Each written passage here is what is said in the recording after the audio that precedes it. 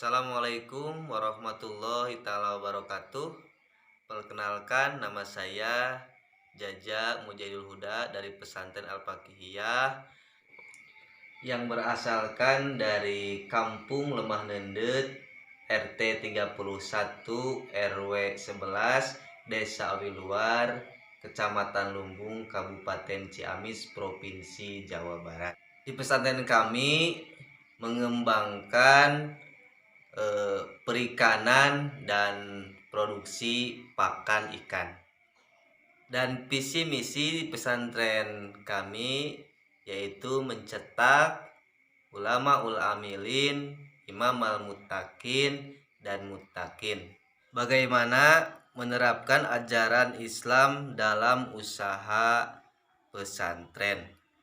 Menanggapi dari materi yang kemarin, yang pertama, menggunakan ilmu fikih baik itu dalam akuntansi, dalam penjualan, dan yang sebagainya. Yang kedua adalah bekerja ikhlas. Dalam artian kita bekerja tidak hanya mendapatkan keuntungan saja, tapi juga dapat nilai ibadahnya. Dan yang ketiga adalah berbisnis dengan sehat. Dalam artian kita tidak menjatuhkan produk orang lain, dan kita bersikap jujur. Mudah-mudahan kita dapat mengaplikasikannya di pesantren kami. Yang selanjutnya, bagaimana menetapkan konsumen.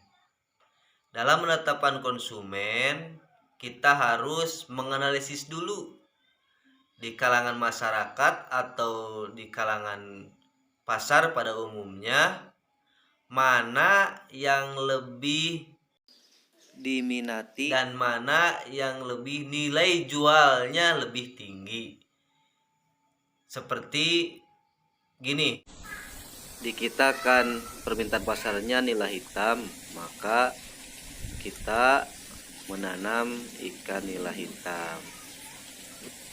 Nah, kalau yang kedua, karena kemarin kami bikin pakan sendiri, alhamdulillah sekarang ada petani ikan yang memesan pelet kita dan mungkin nanti kita akan memasarkannya.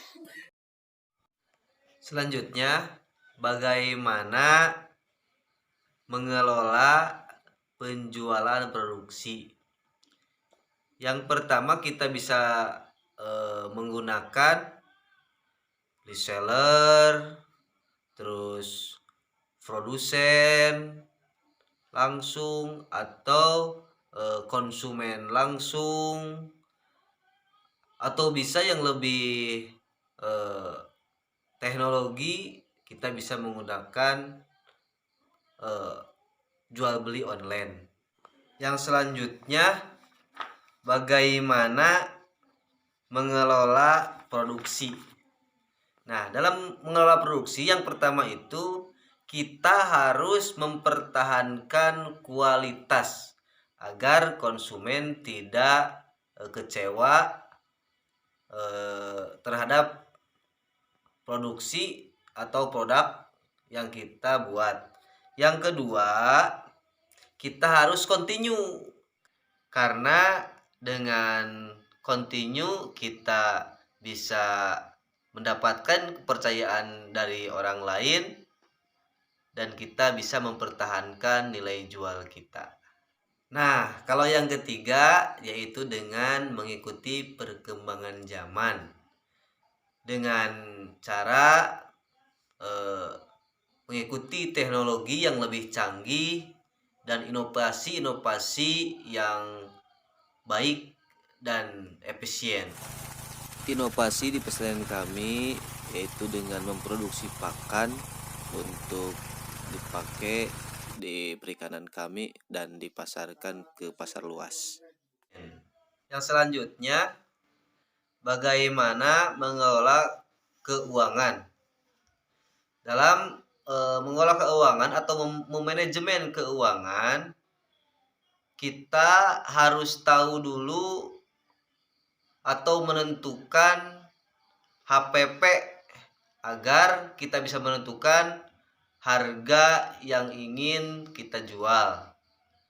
Nah, langkah selanjutnya kita harus menerapkan akuntansi sesuai dengan SOP.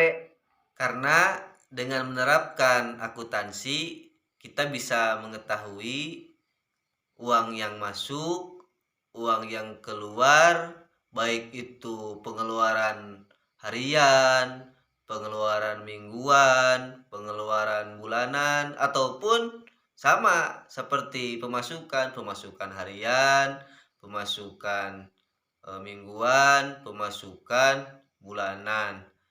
Dan ketika kita dipertanggungjawabkan oleh atasan kita ataupun kita ingin mengetahui untung dan ruginya, kita bisa melihat dan melaporkan catatan keuangan yang ada di akuntansi tersebut. Dan disertai dengan kwitansi sebagai bukti transaksi. Yang selanjutnya yaitu bagaimana mengelola karyawan.